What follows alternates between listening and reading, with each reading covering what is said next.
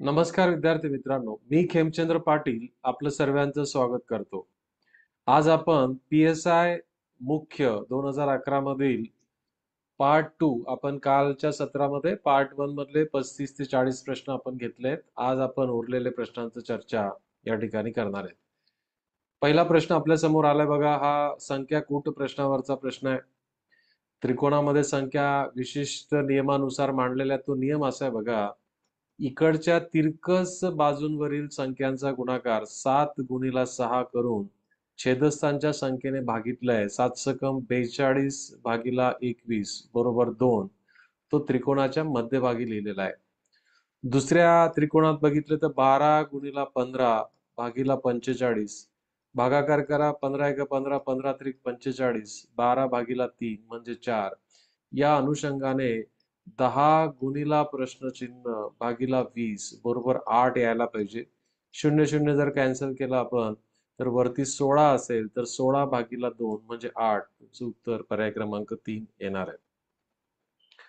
पुढचा प्रश्न, प्रश्नचिन्हाच्या जागी येणारा योग्य पर्याय आपल्याला निवडायचा आहे. आता तुमचे वर्ग जर पाठ असतील तर हा 9चा वर्ग वजा 1, 9चा वर्ग अधिक 1 केलेला आहे. हा इथं 7चा वर्ग वजा 1 आपल्याला दिसतोय. पुढे 5चा वर्ग अधिक 1 दिसतोय. म्हणजे विषम संख्यांच्या वर्गामध्ये एक बेरीज, एकाची ऍडिशन आणि एकाची सबट्रॅक्शन केली आहे. तर त्या अनुषंगाने पुढे 3चा वर्ग वजा 1 असं उत्तर यायला पाहिजे. 3चा वर्ग 9 वजा 1 8 उत्तर तुमचं असणार आहे, जो पर्याय क्रमांक 3 आहे. पुढचा प्रश्न बघा, जर सिक्वेन्शियल हा शब्द असा लिहिला जाईल तर इसेन्शियल हा शब्द कसा लिहिला जाईल? आता बघा, हे थोडंसं वेगळ्या टाईपचं लॉजिक आहे. सिक्वेन्शियल या शब्दामधीलच अक्षर वापरून इसेन्शियल हा शब्द बनवला गेलाय. आता याचे शेवटचे 3 जर तुम्ही बघितले बघा, इनफॅक्ट शेवटचे 5 अक्षर सारखे आहेत दोघांचे. शेवटचे 5 अक्षर दोघांचे सारखे आहेत.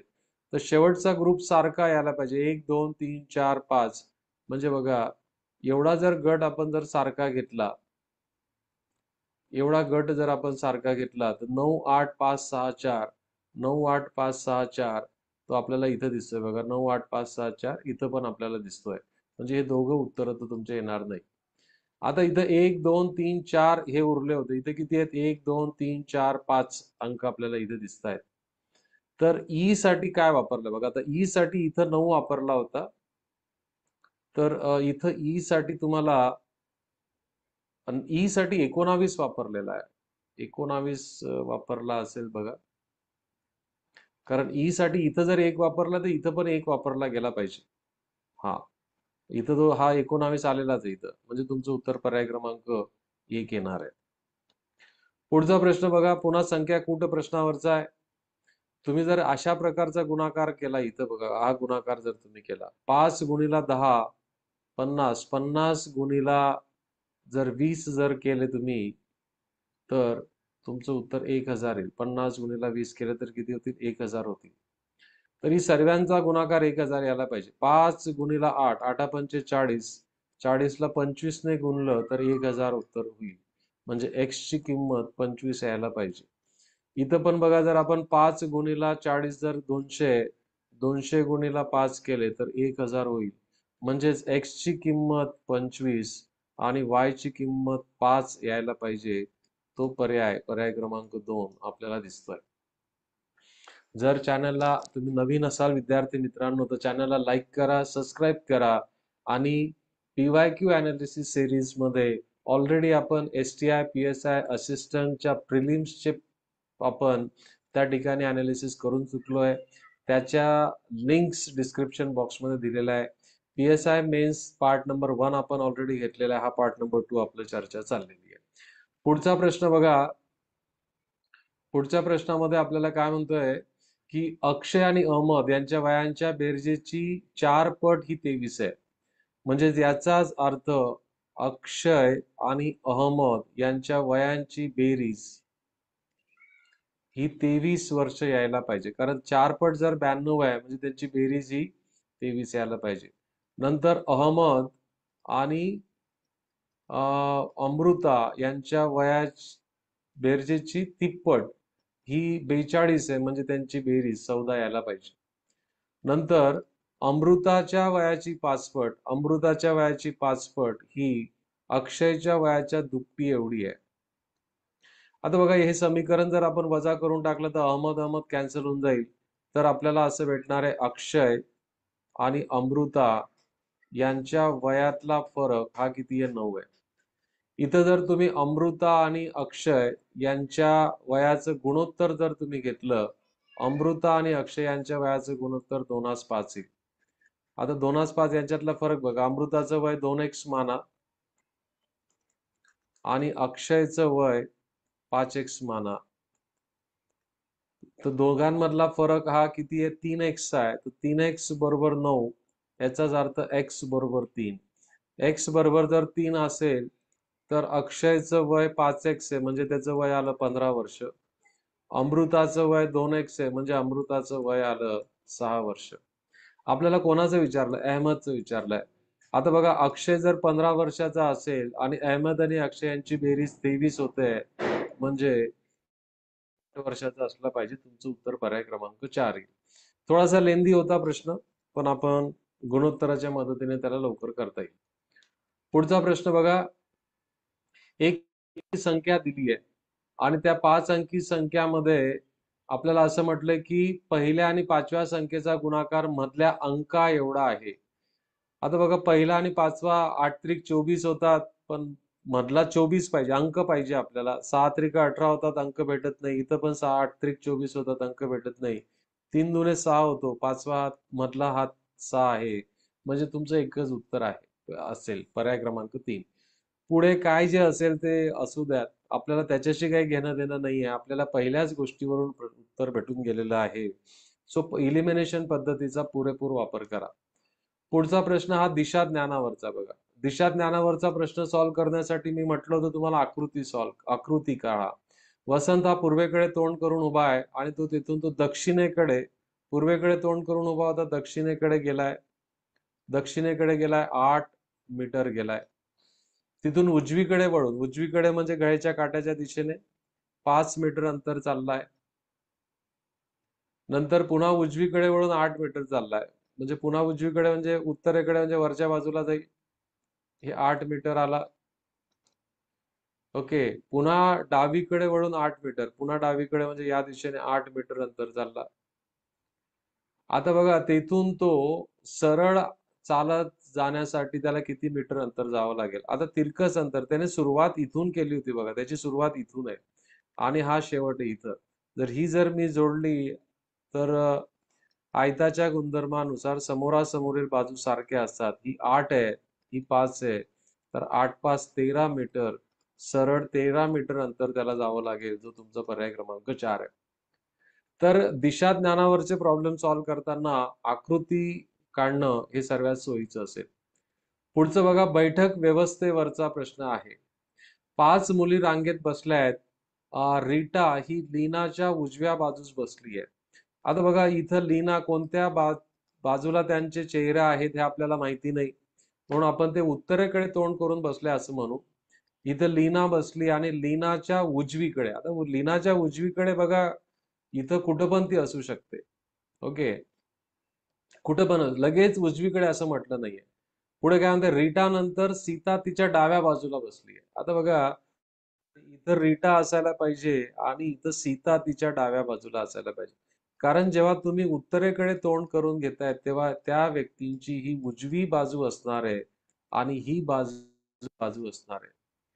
पुढे काय म्हणतोय बघा, गीता लीनाच्या डाव्या बाजूस आहे आणि मीना ही लीनाच्या डाव्या बाजूस परंतु गीताच्या उजव्या बाजूस आहे. आता बघा गीताच्या उजव्या बाजूस म्हणजे गीताच्या उजव्या बाजूस एक जागा तयार करावी लागेल आणि ती मीनाची असेल. म्हणजे बघा गीता तर लीनाच्या उजव्या बाजूला आहे, पण मीना गीताच्या उजव्या बाजूला, अशा प्रकारची अरेंजमेंट तुमची होणार आहे. 5 व्यक्ती अरेंज झाल्या. मध्यभागी कोण बसलंय? सर्वात मध्यभागी लीना बसलेली आहे. तुमचं उत्तर पर्याय क्रमांक 1 आहे. तर ज्यावेळेस तुम्ही बैठक व्यवस्था, जेव्हा शब्दप्रयोग असे तुमचे महत्वाचे, लगेच डावीकडे, लगेच उजवीकडे, दुसरा उजवीकडे, तिसरा उजवीकडे, याच्यावर फोकस करा. पुढचा प्रश्न बघा, आपल्या समोर आलेला एक सांकेतिक भाषा 1 3 2 5 म्हणजे गुणाकार, बेरीज, वजाबाकी आणि च्यापेक्षा लहान असं असेल. तर आता आपल्याला काय करायचंय बघा, आपल्याला सिक्वेन्शियल लॉजिक आहे की नाही हे कसं समजणार आहे? ते सिक्वेन्शियल लॉजिक असलं पाहिजे. 7 8 4 6 आणि याच्यामध्ये कोणताही सामायिक तुम्हाला दिसत नाहीये.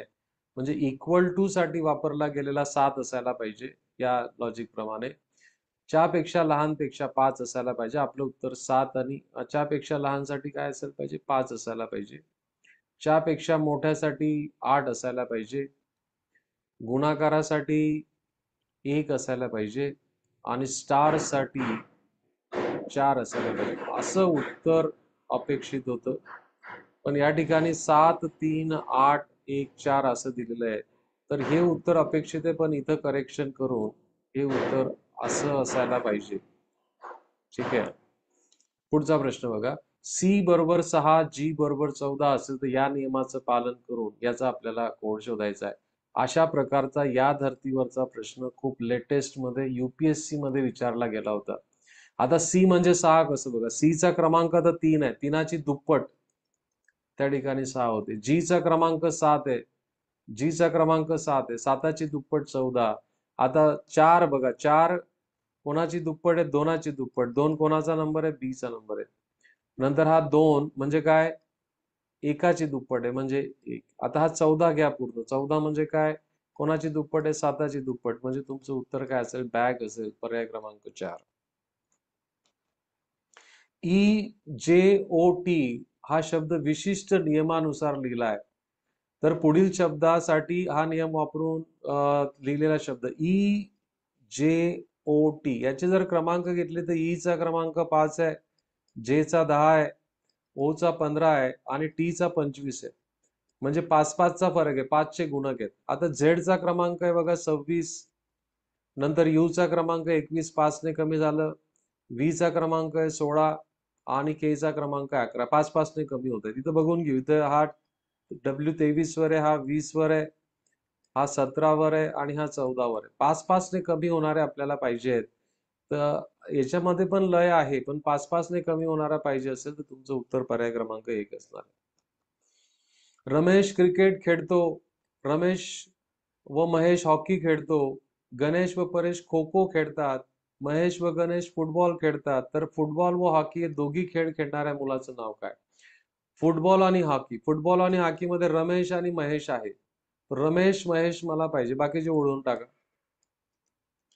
आता महेश हा फुटबॉल पण खेळतोय, आपल्याला फुटबॉल आणि हॉकी खेळणारा पाहिजे, म्हणजे हा पण गेला. तुमचं उत्तर पर्याय क्रमांक 2 आहे. 18-19 मध्ये अशा प्रकारचे प्रश्न विचारलेले आहेत. म्हणून मी तुम्हाला सांगतो PYQ अनालिसिस का महत्वाचं आहे. PYQ अनालिसिस याच्यासाठी महत्वाचं आहे की याच्यामधले क्वेश्चन प्रकार आपल्याला रिपीट झालेले दिसतात. पुढचा प्रश्न प्रकार बघा, घोड्याला वाघ म्हटले, वाघ, बैलाला हत्ती म्हटले, हत्तीला बैल म्हटले आणि वाघाला सिंह म्हटले. तर शिंगे असणारा प्राणी, शिंगे कोणाला आहेत?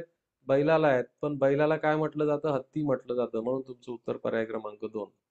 एक वेगळ्या पद्धतीची कोडिंग लँग्वेज ही आहे. पुढचा प्रश्न हा कोडिंग डिकोडिंग वरचा म्हणजे संख्याकूट प्रश्नावरचा आहे. तर बघा इथं या प्राण्याचे जे पाय आहेत हे 10 आणि 7 यांच्यातला फरक 3 आहे. 4 आणि 2 यांच्यातला फरक 2 आहे. दोघांचा गुणाकार 3 दुने 6 लिहिलाय. त्याच अनुषंगाने 10 आणि 13 यांच्यातला फरक 3, 9 आणि 3 यांच्यातला फरक 6. तर आपण जर बघितलं तर 9 3 सक 18 येणार आहे. 3 सक 18 या ठिकाणी असायला पाहिजे होती. पण इथं अंकांमध्ये लिहिलेलं आहे, म्हणून लॉजिक वेगळं लॉजिक काही असेल का बघा. यांची बेरीज 17 17 आणि 6 जर केली तर 23 होते. 3 दुने 6, इथं 23 आणि 9 32 आणि 3 35. यांच्यातला फरक घेतला होता 3 आणि यांच्यातला फरक घेतला 2. दोघांचा गुणाकार इथं 6 लिहिलाय. यांच्यातला फरक घेतला 3 आणि यांच्यातला फरक घेतला 6. 6 त्रिक 18 उत्तर या ठिकाणी यायला पाहिजे, कारण फार काही जास्त इन्फॉर्मेशन इथं दिलेली नाहीये. पुढचा प्रश्न बघा, लांबलंच आहे की आपल्याला काय विचारलंय ते बघून घ्या बघा. तर स्त्री, पुरुष, मुली, मुले मिळून एकूण जत्रेला किती लोक जात आहेत? चला आता वाचायला सुरुवात करू. सीता जत्रेला जायला निघाली, म्हणजे सीता निघाली बघा. तिच्यासोबत तिच्या दोन नंदा म्हणजे दोन व्यक्ती, त्यांच्या तीन मैत्रिणी, दोघी नंदांसोबत प्रत्येकी दोन मुली होत्या. दोन मुली दोघं नंदांसोबत, म्हणजे त्यांच्या चार मुली झाल्या. एका मैत्रिणीसोबत एक मुलगा व दोन मुली, म्हणजे एका मैत्रिणीसोबत तीन मुलं होते. आणि उर्वरित दोघींसोबत प्रत्येकी दोन मुलं होते, म्हणजे चार मुलं झाले. वाटेत सीताचा नवरा भेटला, म्हणजे एक सीताचा नवरा, त्याचे तीन मित्र व त्याच्या तीन बायका, म्हणजे सहा लोक झाले. बस, दॅट्स इट. त्यांना येऊन भेटले. आता बेरीज करा. 6 आणि 4 10, 10 आणि 3 13, 13 आणि 1 14, 14 आणि 4 18, 18 आणि 2 20, 20 आणि 3 23 आणि सीता एक स्वतः 24. उत्तर 24 यायला पाहिजे. 7 ऐवजी 4 दिवसांचा एक आठवडा लक्षात घ्या धरला तर 2014 साली फेब्रुवारी महिन्यात किती आठवडे? 2014 हे साधारण वर्ष आहे. आणि साधारण वर्षामध्ये फेब्रुवारी हा किती दिवसाचा असतो? 28 असतो. आता 4 दिवसाचा आठवडा, तर याला 4 ने भागितलं तर 7 आठवडे येतील. या चौकोनातील आपल्याला त्रिकोण मोजायचे बघा. आता बघा, त्रिकोण जर मोजले तर मी हा 1, हा 2, 3, 4, 5, 6, 7, 8, हे 8 झाले. पुढचे त्रिकोण बघा.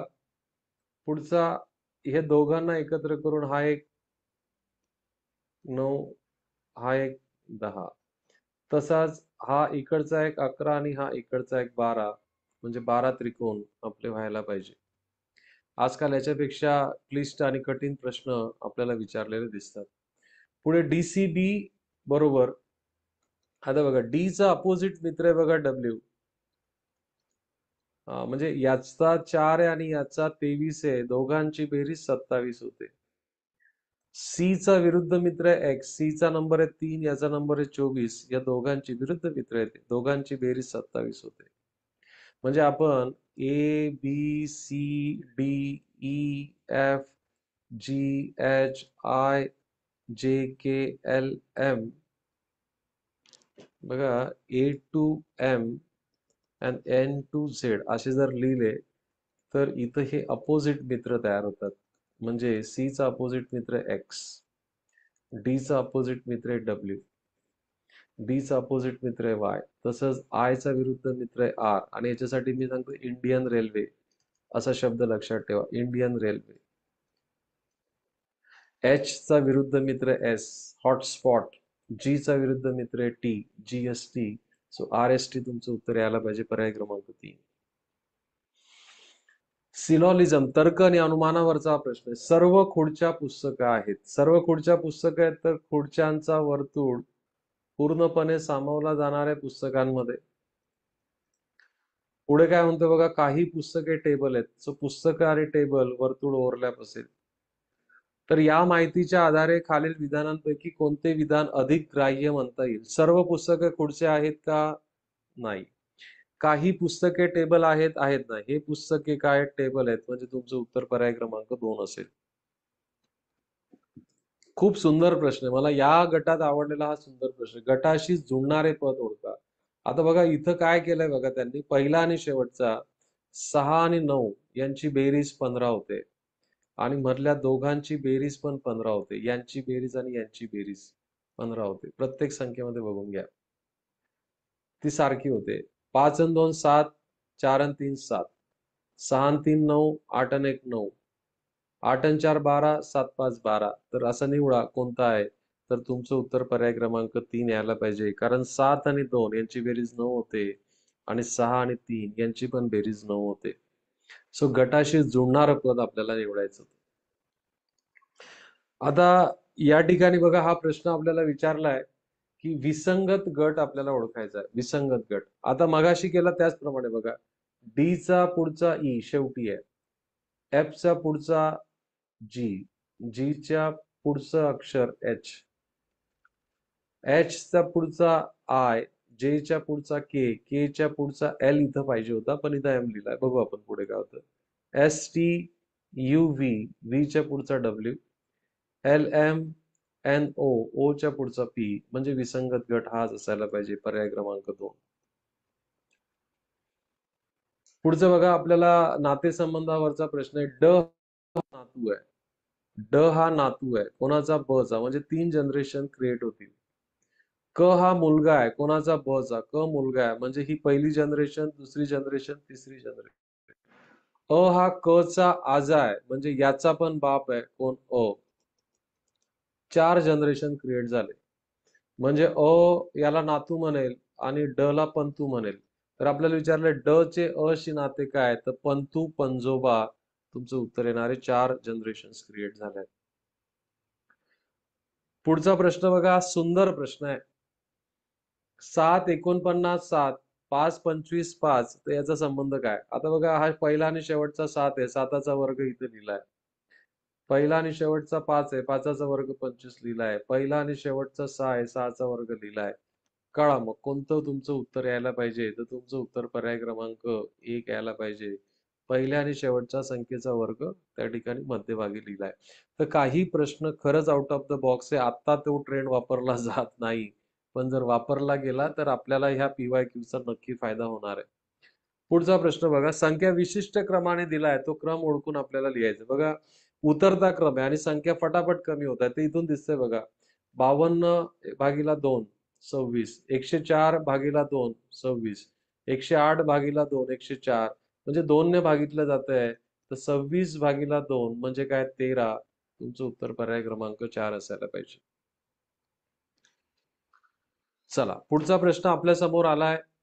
मिनल गाडी 40 किलोमीटर वेगाने जाते. सो मिनलचा वेग आहे 40 किलोमीटर प्रति तास आणि लता गाडी चालवते 42 किलोमीटर प्रति तास प्रमाणे. आता बघा, वेगासाठी सूत्र काय वापरतो आपण? वेग बरोबर अंतर भागिला वेळ.